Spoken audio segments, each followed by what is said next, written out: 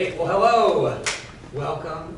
We're today, it's my honor to introduce one of our honor students, and a project Aubrie Erickson is going to present to us on rural farms, and I look forward to seeing this. I think you're going to do the presentation and then questions afterward.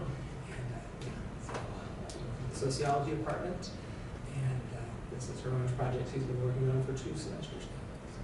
So, over to you. Yeah, so this is my honor project, Work and Identity on the Family Farm. I am with the Department of Sociology, or that's where I'm working in with. And my advisor is Dr. Shelton, and this is for spring 2026. First, we'll go through a little introduction. I want to start with a literature review that kind of goes over a little bit of the history. For example, everyone's heard of like the Homestead Act and the Dust Bowl. We know what the plights of the farmers in the past, but what do we really know about their work and identity today? What's going on now with them? Then I want to go over my methods, which kind of goes over, it's a little similar to like what other rural sociologists have had. It follows their types of work. And then I have 4 thematic analyses I want to go over: technology and work, the teaching and training of children, share work by gender, and definitions of labor on the farm. And then after, a little discussion which includes limitations and future research. So we'll start off with the literature review and a little bit of history. So I want to start by talking about Native American agriculture and a little bit about how their structure of it isn't the structure we see now. And I think that's important to show how agriculture has changed in this country. So Native Americans structure their farms as a community rather than on a family basis. And women had the responsibility of most of it. They would do the planting and the cultivating and watching over crops. Reservation decolonization obviously hurt this agricultural dynamic a lot, as people were moved from their farmlands, and also as family dynamics shifted due to how reservations were set up. This is kind of due to Mr. Thomas Jefferson. He really believed that farmers kind of had this moral superiority over others. He believed that what they were doing with the land really made them more righteous. They're part of observing poor. They really had this just, he kind of placed them on this pedestal in order to continue pushing people westward. But more about today, I want to talk about modern research as well. For example, gender agriculture. So agriculture has largely been pretty male-centered, which really drives more gender roles as a vital part of the family farm. That's from Fink, who did great work looking at a historical analysis of women in Boone County, which I think is pretty close to here, actually. And more ways, the only way women can get into the farm nowadays, the way you see more women getting into the farm is by marrying in as a primary way. This is just kind of how it is set up, because a lot of men generally pass down their land and their deeds to their sons. So not a lot of women get that land, so they have to marry in order to go back into the farming lifestyle. There has also not been a lot of federal representation of women. As Witherington says, the agricultural census first asked the gender of principal farm operators in 1978. So we do not have that much history on women as principal operators, and that data just isn't there going farther back. And finally, there are conflicting views on the role of the wife, both between women themselves and their partners. There just is contention about what women do on the farm, what's their role, and how do they work on the farm. And for the past 50 years, there's been quite a few financial struggles on the farm. I feel like this is relevant due to the second fact that all farm employment for over 50% of family-run farms has been for financial reasons. This can impact how the dynamics play out on family farms. It can impact who's working, what gets done, and it also asks the question of, is the family farm sustainable? Now I want to hop into my methods section. For this, I followed similar structures that other rural sociologists have used, which are semi-structured, in-depth interviews that that get the lived experiences of farmers. So I had 5 total interviews. Each interview lasted between about 20 minutes to 2 hours. I did this in the Midwest for 2 reasons. A, that's really where I wanted to do my research at, and B, it was pretty convenient. Criteria for this, individuals had to be over the age of 19. This was because I knew I would be conducting research in Nebraska, and that's the age of majority. So I just did a baseline 19. Secondly, I had either individuals needed to work full-time on the farm, or they had to have a family member that also worked full-time on the farm. This was so I could gain the lived experiences of women or partners or adult children who did not maybe work full-time on the farm, and I still wanted to gain like their stories and their experiences. Finally, the majority of individuals working on the farm had to be immediate or extended family. This was so I could ensure there was some sort of family dynamic happening, and so that their experiences reflected their family members rather than other people they may have hired. Continuing the methods section, each interview was audio recorded on a device that did not have any video capabilities. I transcribed everything verbatim and did my thematic analysis in Deduce, which is my primary analysis software. I did this so I could find themes and patterns within the transcripts, so I could see what farmers agreed on, disagreed on, if there was any topics I didn't expect to see, things like that. And I ensured confidentiality in all of the participants by making sure names, towns, and other identifying information was redacted. And moving on to my findings, arguably the most exciting part, I had 4 main thematic analyses here: technology and work, which often came about organically in my conversations; teaching and training of children, which came from the real stories and lived experiences of both individuals I interviewed, as well as how they raised their children and taught them on the farm. Share work by gender, which was a little difficult for some individuals to answer, so it requires some probing questions to get their thoughts on this. And finally, everyone had their own personal definition of what labor on the farm meant to them, and I felt it was important to include that as well to show the differences across people. I want to start out with technology and work. So, for this section, I want to introduce it by talking about some of the equipment we see on farms. Pivots, tractors, sprayers, planters, irrigation, all are almost computer operated. They have tons of technology on them. Some farmers even find themselves using things like drones. There is just a ton of technology on the farm. This technology requires 2 things to use. It requires social capital and cultural capital. The social capital comes from neighbors, friends, other family members, and especially children who are growing up with this technology and quickly learning how to use it. The cultural capital comes from education and access to knowledge. A lot of farmers don't have immediate access to college classes or formal education, so with internet access, they can get on things like YouTube or forums in order to learn how to use technology or repair it. I want to talk about this quote in the slide. This is from participant 4. He talked about how technology has made his life both easier and has some drawbacks. He says, "I would like to say that it's technology making it easier because you can be a lot more flexible. But if something goes wrong, you're not just like, if a gate breaks on a pipe and you're doing gravity irrigation, it's real easy just to go fix it, but there's a lot more manual labor in it." This flexibility was really important to this individual because it allowed them to go spend more time with their children, go to school activities, and participate in different things in the community. But the drawback was you have to go check out 3 or 4 things. Like, it's never that simple. Like, there might be a connection, but there's 3 or 4 connections that get to the thing that's broke or not working. So you kind of have to go check A, then B, then C, and then D. There is more things you have to go look at. It might be easier if you're more time, but when something does break, then you have an issue.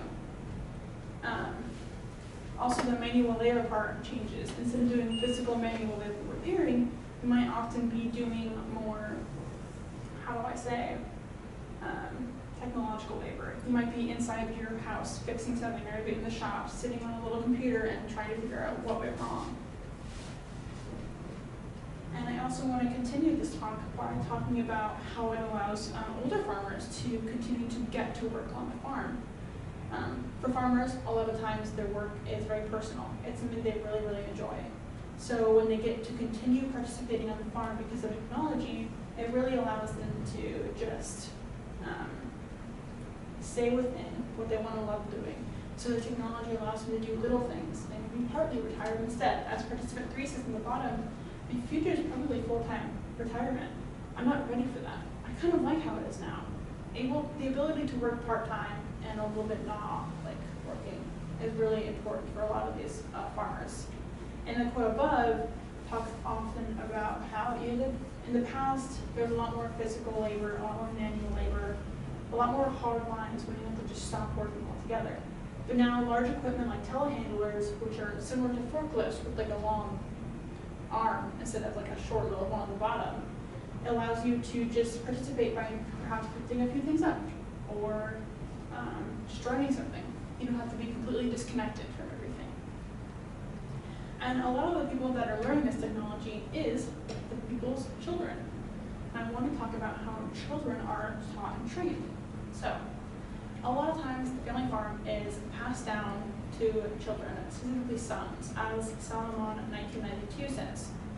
But this passing down of the farm isn't something a lot of farmers express they wanted to do just willy-nilly. They wanted their children to have expressed interest, not have to pressure them into taking over the entire operation. So this participant says that they started driving when they were 15 or 16, but later on they say 10 or 12 is the time to really start teaching them and leaving them with the equipment in the field to become more independent and whatnot. They first reflect on when they started doing work, what age they started driving and participating on the farm. Then they talk about future expectations for their children. I should mention participant 1 doesn't have children. These are expectations they think they might have when they do. So 10 or 12 was when they really want to start teaching them how to drive big pieces of equipment like trucks, combines, sprayers, and leave them alone with it. And this independence is pretty important for a lot of farmers as well. To continue with this, I want to bring up a little story that participant 5 said about her son when he was 8. He was already driving a combine by himself, much to her dismay and her horror, but she notes that because he started so young, he's able to drive tractors and trucks very skillfully. He's very good at what he does in his early 20s. And at the same time, she also mentions that she wants her son to continue going on the farm. She's trying to train her child to get a partner, to get married. And she says, we also need to get him married and have children so the farm continues. So whatever we can get you to get that guy married. She was very passionate about that. One final note about education with children is that they are expected to do several things that might be considered their own college degree. They're expected to know business management, engineering, accounting, plant science, chemistry, and much more. These can all be considered their own degrees, like I said, but it's something they're all expected to learn on the farm, both on their own and something taught from their parents. And some children are raised with the expectation of gender roles, which is my third thematic analysis. These two participants, participants 2-3, talk about their childhood and what they did. They mention, participant 2 mentions, my brother never milked because he was out in the field with dad. Us girls did the milking. It was their role, their job on the farm to milk cows. While it was still physical labor, it was still separated into different spheres. It was still 2 different tasks that they were assigned to. And participant 3, which is participant 2's husband, says, well, the girls, they're more to the house, but they helped a lot too. And later says, we have chickens. The girls did chickens for a long time. While there was still an emphasis on how everyone had a task and everyone was like essentially pulling their weight, they still had different tasks separated by gender. This also applies to participants who grow up and come to internalize such gender roles. Participant 5 often reflected on whether or not she saw herself as a farmer, whether or not she encompassed a role. So I asked her, do you see yourself as a farmer? And she says, do I see myself as a farmer? That's a really interesting question. On one side, yes, because I make decisions about my areas of expertise are insurance, and I used to for years until the seed selection. So she was participating in some way.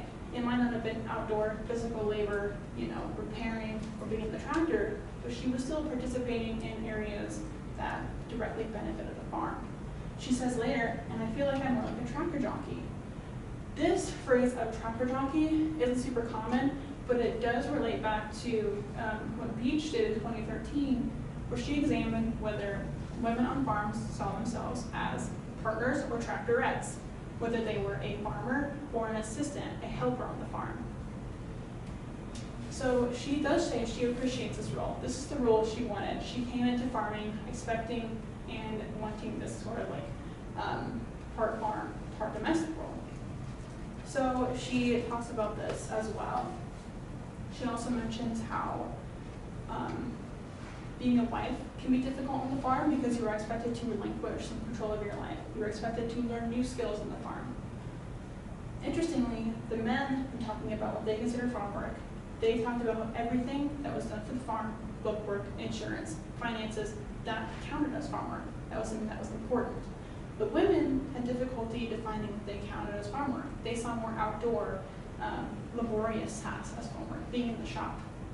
As she mentions, I'm not the one who's overhauling equipment and that kind of stuff. So there was really a difference. I thought was interesting that the men considered a lot more to be farm work than the women did, even though the women were often the ones inside doing the bookwork, doing finances, and insurance.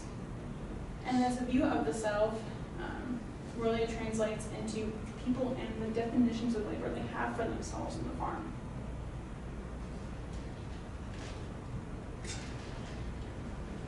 This quote up top from participant 1 was really interesting to me and was a great way to start off all my interviews.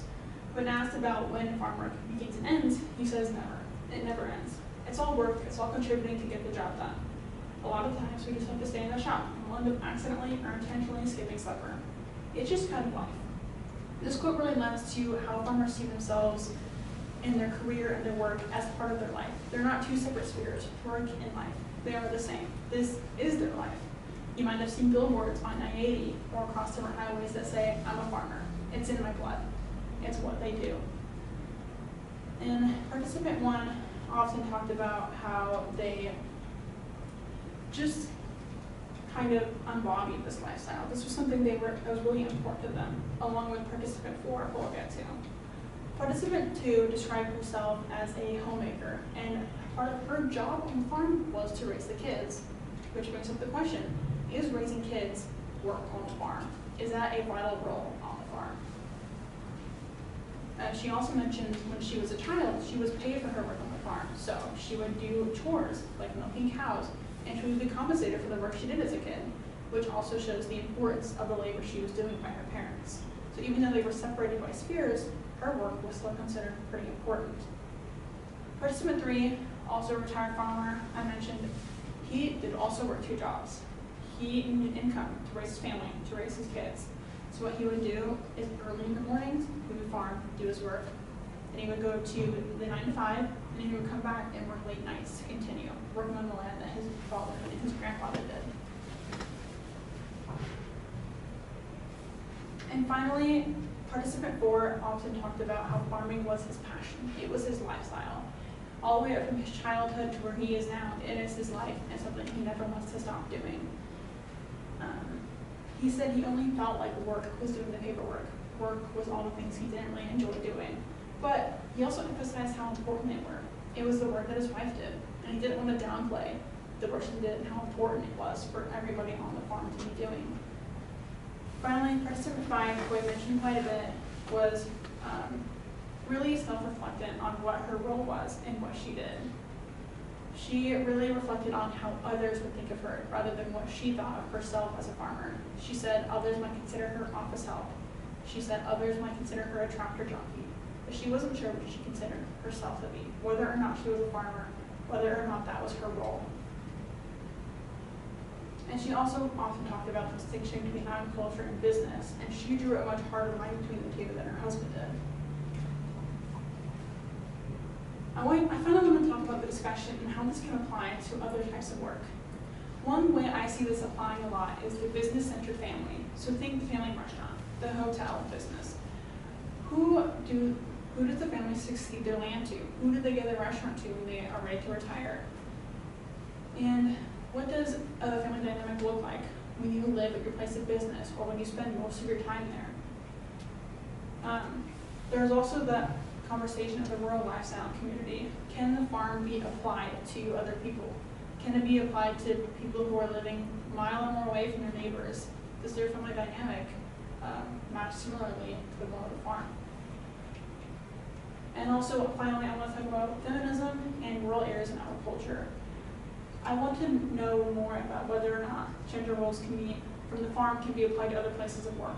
Does the office kind of reflect the same role about whether or not women see themselves as professionals, or whether or not they see themselves as just helping at the office, the same way women do on the farm? And finally, for my discussion, I did have quite a small sample size of 5. I only had 3 total families, so their experiences often matched each other a little more than they did differentiate. And I was also in a pretty small region of the Midwest. Farmers are pretty seasonal dependent.